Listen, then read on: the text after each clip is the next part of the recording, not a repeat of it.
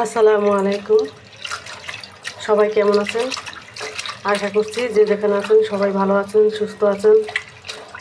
আস্তে আস্তে আমাদের জীবন থেকে রমজানগুলো চলে যেতেছে। আজকে 22তম রমজান। এই শেষ দশকের বেশি বেশি আমাদের ইবাদত করতে হবে।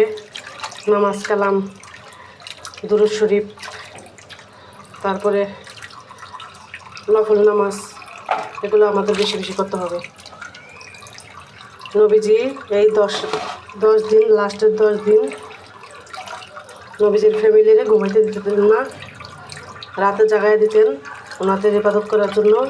আর আমরা তো তা কিছুই না, তার কোনাকানাও না। নবীজির পথে চলা যে কি কঠিন বাস্তব জীবন। ওনারা একটা ছিঁড়া জামা পরে থাকছে, আর আমরা আমাদের 10-20টা তাও আমাদের হয় না, তাও লাগে ছিঁড়ে যাওয়ার আগেই। ছিঁড়ে যাও কি একটু রং ডিসকালার হলেই ওই জামাটার পরা হয় না। আমরা তো মধ্যবিত্ত, তাই আমাদের এই অবস্থা। বড় লোকের যে আলমারি ভর্তি গহনা, কাপড় চোপড়, কত কিছু। তো জাকাত ফেতরা এগুলো তো ঠিক মতো দেয় কিনা সন্দেহ, জানি না ওনারা কী করে। ওনাদের রমজান মাসে মানুষের দুর্নাম বলাটা ঠিক না। এটা দুর্নাম না, এটা বলতেছি যে নবীজি কত কষ্ট করতেন, আর আমরা সেই জায়গায় কিচ্ছুই না। আজকে আদা রসুন ছিলে নিছি, আদা রসুনগুলো বেটে নেব। এটা হলো আদা, শুধু 1 বাটি আদা, আর এই যে রসুন। আমার মশলা শেষ, এখন আমি এগুলো আজকে করব ব্লেন্ডার। এর জন্য একসাথে সব এটা আলাদা আলাদা করবো। আমি তো এমনি প্রতিদিন আমি বেটে একসাথে করি, আর আজকে আলাদা আলাদা করে আলাদা আলাদা বাটিতে রাখবো, বক্সে রাখবো। এই জন্য আলাদা আলাদা কেটে নিছি। আর আমি কখনো আলাদা কাটি না, কাটি তো আলাদাই, মানে রাখি না আলাদা আলাদা, একসাথে মিক্স করে রেখে দিই। মানে 1 কেজি আদা দিলে 1.5 কেজি রসুন দিই আমি। রসুনটা একটু বেশি খাই।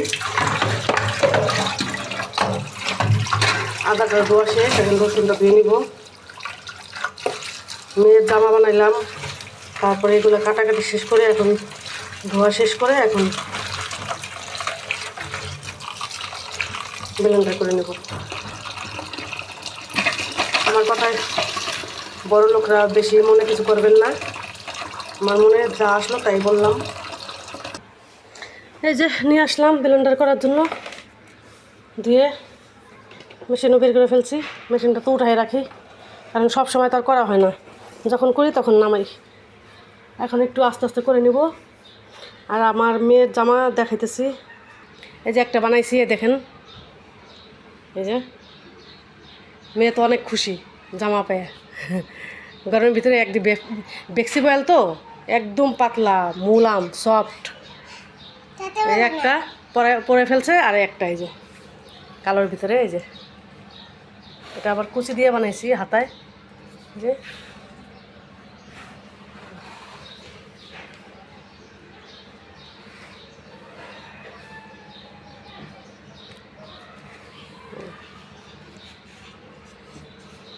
এখন ব্লেন্ডারটা করে নিই। জামা যেহেতু হাতের কাছেই ছিল, এই জন্য আপনাদের দেখাইলাম কেমন হয়েছে জামা দুইটা।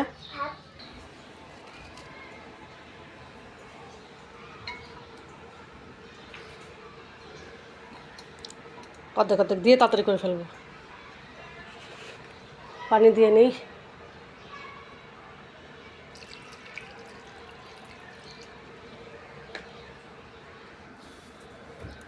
বিসমিল্লাহ। সুইচ অফ না করে, অন না করে চালু দিছি। বিসমিল্লাহ।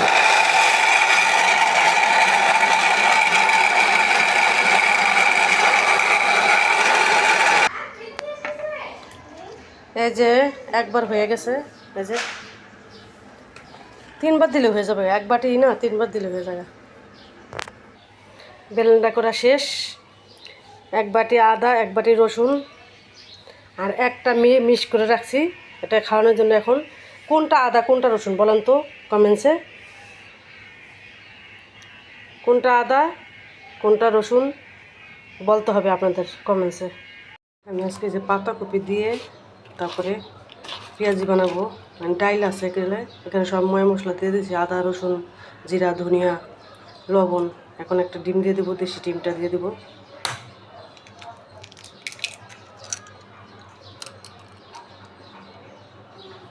সুন্দর করে মাখাই নেবো ভালো করে। অনেকদিন যাবত মন যেতেছে এইভাবে পেঁয়াজি বানাই। ডাল পাইটা নিয়েছি, ভালো করে মিক্স করে নেব। ফ্রাই প্যানটা চুলায় দিয়ে দিছি, এখন পেঁয়াজগুলো ভেজে নিব। বিসমিল্লাহ, গরম হয়ে গেছে।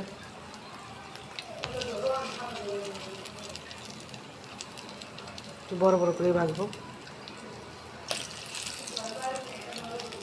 সবগুলা দিয়ে নিই। এই দেখেন এইভাবে সবগুলা দিয়ে নিছি। এই যে এখন আস্তে আস্তে আস্তে আঁচে ভালোভাবে ভাজবো।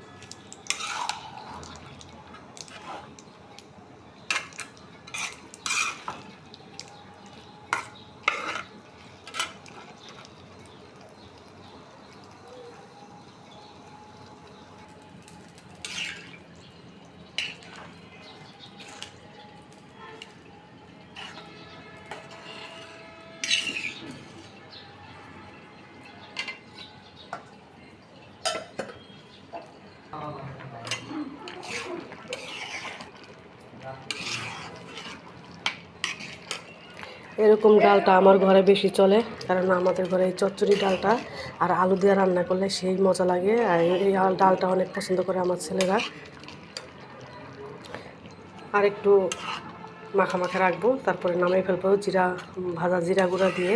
যেহেতু আমার ঘরে আজকে ধনেপাতা নেই, আমি ভাজা জিরা গুঁড়া দিব, দিয়ে তারপর নামাই ফেলবো। আর একটু ঝোলটা শুকাবো। কেমন হয়েছে ডালটা? কালারটা সেই আসছে, খেতেও অনেক মজা লাগে। কে আপনারা আমার মতো এইভাবে রান্না করেন? চচ্চড়ি ডাল, চচ্চড়ি বলে বা ভুনা বলে, যেটাই বলুন। কালারটা বাস্তবে অনেক সুন্দর আসছে, কিন্তু ক্যামেরায় কেমন আসতেছে? বাস্তবে অনেক সুন্দর লাগতেছে, মানে ক্যামেরা ছাড়া। আরও চচ্চড়ি একেবারে শুকিয়ে ফেলবো জিরা গুঁড়ো দিয়ে। এখন ভাজা জিরা গুঁড়ো দিয়ে নামাই, মানে চুলায় রেখে দিব। এই ডালটা অনেক পছন্দ করে আমার ঘরের সবাই।